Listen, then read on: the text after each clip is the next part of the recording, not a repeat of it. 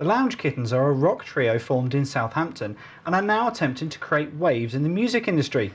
The three girls have been on tour with Steel Panther and last year played at huge festivals such as Download and Glastonbury, and now they're about to embark on a headline UK tour and are just days away from releasing their debut album, Sequins and Sea Bombs, and now they're joining me in the studio.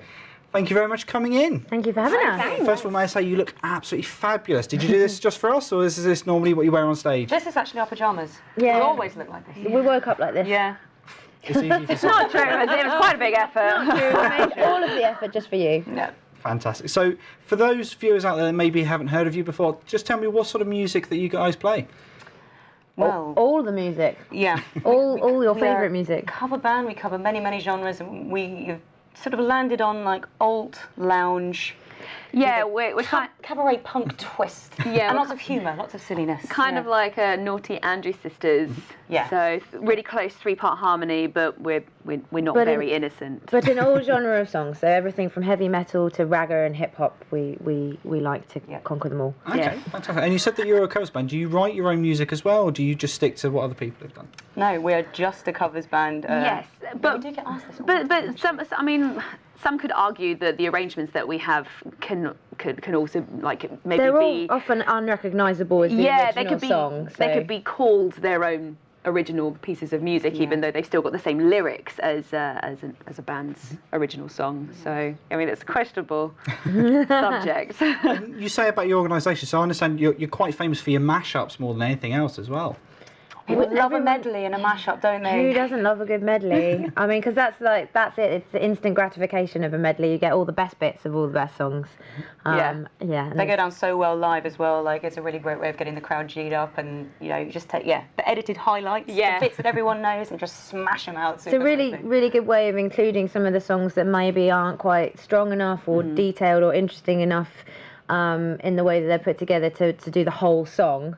So, for example, like we do a pop punk medley. You know, pop punk, a lot of the songs are quite similar in their structure, and so when you bang them all into a medley, then everyone gets all the bits that they like to sing along to. And You they can also do. throw in something a little bit more niche as well, because it's only in there for a few seconds, and then you get the sort of super fan Yeah. who's like, oh, Yeah, you get that one guy that'll be like, oh my god, waiting for that minute.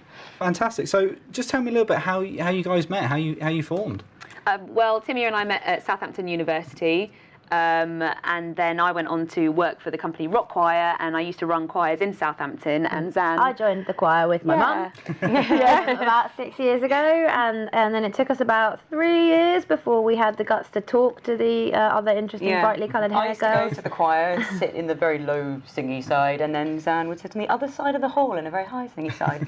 And then we looked at each other across the hall wistfully. Oh, she looks quite cool. She's got purple hair or blue hair. She looks Maybe really we should cool. go talk to each other And then one she's day. got pink hair, and then eventually we all went out for drinks at the dungeon. May it rest in peace. Yeah. In Southampton, and then they were like, the girls had already had the idea for the band.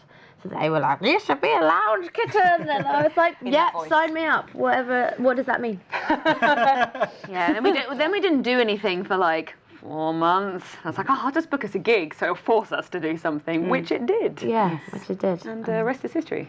And speaking of history, I mean, you've been on stage with some big name acts already. Yeah. Yeah, we've been really fortunate. So in 2014 we made a music video for our take on Limp Bizkit's Rollin', and put it on the internet just for fun, because we thought it'd be fun to make a music video, and we thought maybe our friends and family would get a kick out of watching it. Yeah. And Limp Bizkit picked it up, and it went viral, and and then we ended up on stage with them at Sonosphere Festival, and then That actually happened. that happened. It's like, Feels like it's still amazing. somebody else's life. Yeah. I was looking back on it. I'm so glad that we thought to bring a videographer with us to film some of these experiences, because honestly, I wouldn't have believed it. Yeah, because you No, can me watch them neither. all on our YouTube channel. Yeah. You can watch a lot of our adventures.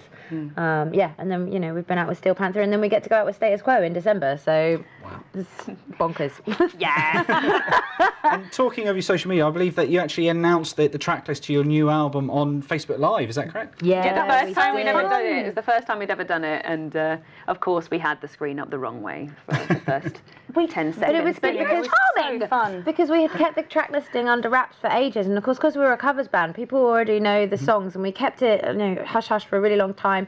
So it was a really nice way of chatting to the fans, because we can live chat back with them, and they can react to the songs, and and then they can all go away and listen to the originals and think, oh, I wonder what the Kittens are going to do with this. Yeah. And we'll be doing some more Facebook Live stuff a bit later in the week, if anybody wants to log onto our Facebook and troll us, because we'll be popping up and. Fantastic. And just quickly then, just tell me what, you've got an album signing coming up in Southampton very soon. Just tell me about that. We do. On Wednesday the 21st of September, we're at HMV in Southampton Centre. It's at 5:30, and we'll be doing a small performance and hopefully signing some CDs.